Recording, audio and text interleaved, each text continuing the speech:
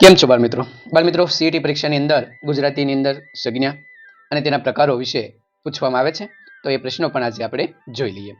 સૌથી પહેલા, ભાષાની અંદર કોઈ પણ વ્યક્તિ જ્યારે જન્મે છે ત્યારે તેમનું નામ નથી હોતું અને ત્યાર પછી તેમનું ચોક્કસ નામ પાડવામાં આવે છે. એ મૃત હોય કે અમૃત હોય, સજીવ હોય કે નિર્જીવ, જ્યારે એને નામ પાડવામાં આવે છે ત્યારે એમને સંજ્ઞા કહેવામાં આવે છે.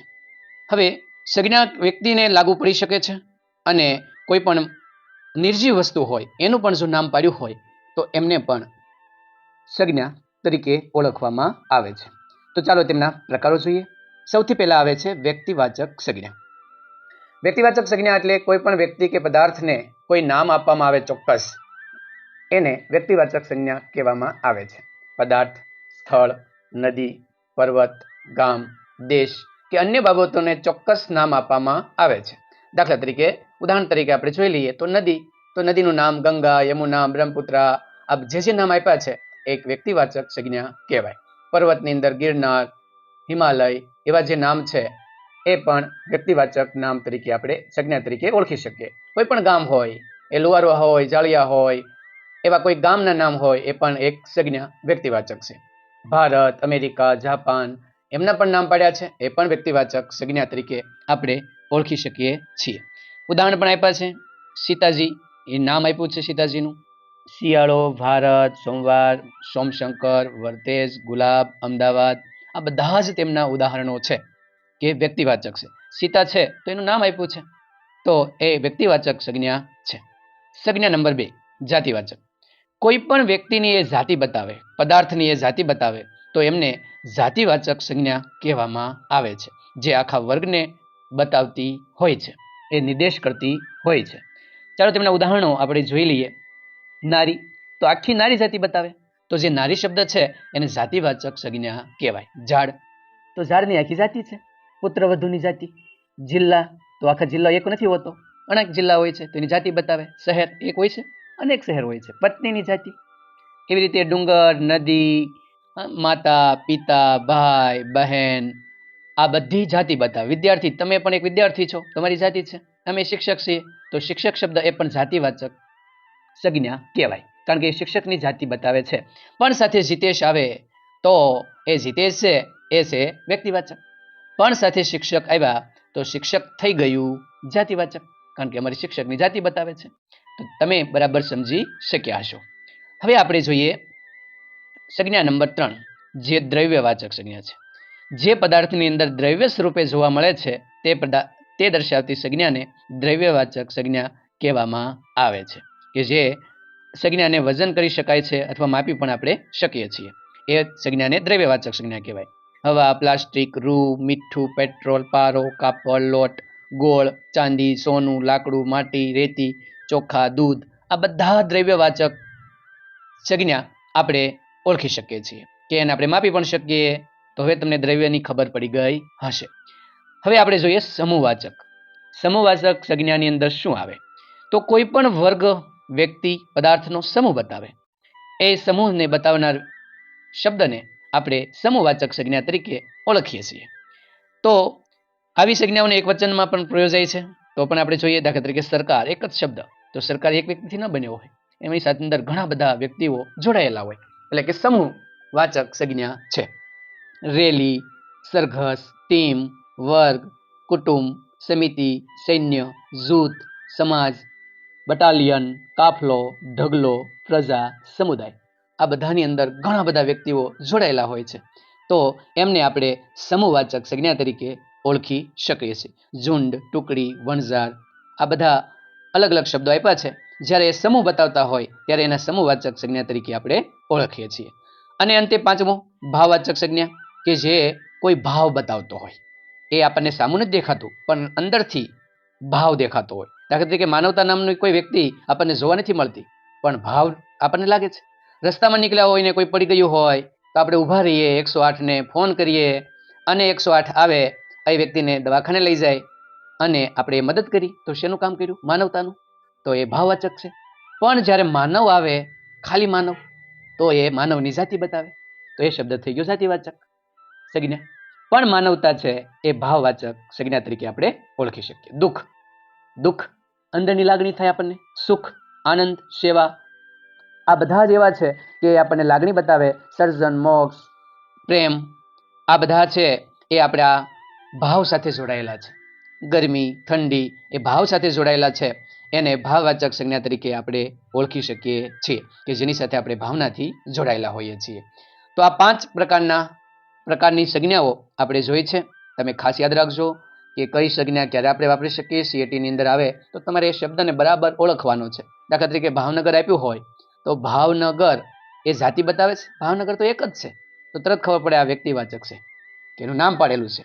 એ શહેર છે, પણ જ્યારે શહેર શબ્દ આવે કે શહેર, તો શહેર એક નથી, અનેક છે. તો એ શહેરની શું બતાવે છે? તો કે જાતિ બતાવે છે. તો તરત આપણે જાતિવાચકની અંદર લખી શકીએ. સમૂહ હોય તો સમૂહવાચક, સોનું, ચાંદી, રૂપું, પિત્તળ, આ બધું હોય તો દ્રવ્યવાચક. તો આ શબ્દોને આપણે ખાસ યાદ રાખશું. અને સીટીમાં એક પણ પ્રશ્ન આપણે આવો જે સંજ્ઞાનો હોય એ ખોટો ન પડે એની પણ આપણે કાળજી રાખીશું. બાળમિત્રો, આપણે સંજ્ઞા જોઈ તો એની સાથે સર્વનામને કેમ ભૂલીએ? તો ચાલો આપણે બંને સાથનો અભ્યાસ આપણે સાથે કરવાનો છે. તો ચાલો આજે કરીએ સર્વનામ વિશે વાત. નામને બદલે વપરાતો શબ્દ એટલે સર્વનામ, જે જગ્યાએ નામ આપણે વાપરતા નથી અને તેની જગ્યાએ હું કોઈ એક શબ્દ વાપરું છું એને સર્વનામ કહેવામાં આવે છે.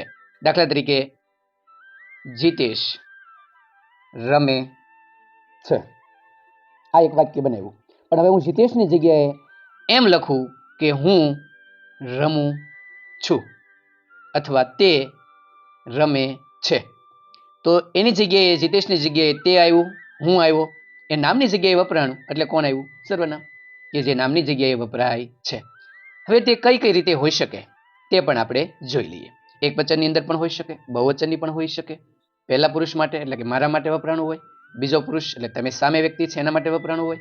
ત્રીજો પુરુષ હું પણ ન હોઉં, તમે પણ ન હોવ અને કોઈ ત્રીજો વ્યક્તિ હોય ત્યારે ત્રીજો પુરુષ તરીકે આપણે એને ઓળખતા હોઈએ છીએ. એક પ્રથમ પુરુષ એક વચન હોઈ શકે, પ્રથમ પુરુષ બહુવચન હોઈ શકે. તો ચાલો કેવા કેવા સર્વનામ હોય તેમનો મહાવરો કરી શકીએ. પ્રથમ પુરુષ એક વચન, એક વ્યક્તિ માટે હું, મારું, મારાથી, ત્યાર પછી મેં, તને, આ બધા જ એવા છે કે પ્રથમ પુરુષ એક વચનના છે કે જે મને સીધું લાગુ પડે છે. જો એવું થયું છે હું, મારાથી, મારા, મેં, તન, અહીં જે તે આવી ગયો છે એ શબ્દ આપણે અલગથી જોઈશું. ત્યાર પછી પ્રથમ પુરુષ બહુવચનની અંદર જુઓ અમે, હવે એમાં બહુવચન થયા. હું પણ આવ્યો, સાથે મારા પરિવાર આવ્યા, મને લાગુ પડતા આવ્યા. અમને, અમારું, અમારાથી, અમારામાં એટલે બહુવચન છે. સાથે હું પણ છું પણ અમારો પરિવાર છે, બહુવચનની અંદર છે ત્યારે આવા સર્વનામો વપરાય છે. હવે બીજો પુરુષ છે હું નથી પણ તમે છો, તો તું, તમે, તને, તારાથી, તારામાં, તારું, તે, એવા શબ્દ જ્યારે વપરાય છે એ બીજું પુરુષ એક વચનની અંદર આપણે વાપરી શકીએ છીએ. હવે તમે એકલા નથી, તમે આખા જૂથની અંદર છો, બહુવચનની અંદર છો ત્યારે તમે, તમને, તારાથી, તારામાં, તમારાથી, આપ, આપને, આવા બીજા પુરુષ બહુવચનની અંદર શબ્દ સર્વનામ તરીકે આપણે વાપરી શકીએ છીએ. હવે હું પણ નથી, તમે પણ નથી, કોઈ ત્રીજા વ્યક્તિ છે ત્યારે આપણે ત્રીજો પુરુષ એક વચન, સામે વ્યક્તિ એક છે ત્રીજો, તો તે, તેનાથી, તેનું, તેનામાં અને તેને, આવા સર્વનામ આપણે વાપરીએ છીએ. હવે ત્રીજો પુરુષ ઘણા બધા છે, બહુવચનમાં છે, તો તેઓ, તેનાથી, તેઓને, તેઓનું, તેનામાં, તેનું, આવા શબ્દો આપણે જે વાપરીએ છીએ એમને ત્રીજો પુરુષ બહુવચનના સર્વનામ તરીકે ઓળખવામાં આવે છે. આમ નામની જગ્યાએ એક વચન બહુવચનની અંદર જે આ શબ્દો વાપરવામાં આવે છે એ બધા જ સર્વનામો છે. તો તમારે તો માત્ર આવા શબ્દો ઉપર ખાસ ધ્યાન રાખજો કે નામની જગ્યાએ વપરાણો છે તો શું વપરાણો છે, એ સર્વનામ હોઈ શકે છે. તો સર્વનામના થોડાક પ્રકારો પણ આપણે જોઈ લઈએ. સ્વવાચક સર્વનામ હોય કે મારા માટે વપરાણું હોય. પુરુષવાચક સાથે વપરાય એને પોતાની ઓળખ એ સર્વનામ તરીકે સ્વવાચક સર્વનામ હોય છે. દાખલા તરીકે અમે પોતે આમંત્રણ આપ્યું, તેઓ જાતે જ આ કાર્ય કરવાના છે, તમે, હું, તો સ્વવાચક સર્વનામ અહીં આપણને જોવા મળે છે. ઘણી વખત દર્શકવાચક સર્વનામ પણ હોઈ શકે કે માત્ર દર્શન આપણને થતું હોય, પાસેની વસ્તુ હોય, દૂરની વસ્તુ હોય, એ દર્શાવવા માટે આ સર્વનામ આપણે વાપરતા હોઈએ છીએ. કેવી રીતે? આ રહ્યા ઇંગ્લેન્ડના એક યશસ્વી વડાપ્રધાન, આ રહ્યા, એ ત્યાં કામ કરે છે, ક્યાં કરે છે? ત્યાં, તો જો ત્યાં નિર્દેશ કરે છે. તે લોકો બહુ સરળ છે, તે, પેલા ભાઈ મેં તમારી બુક આપી કયા ભાઈને? પેલા ભાઈને.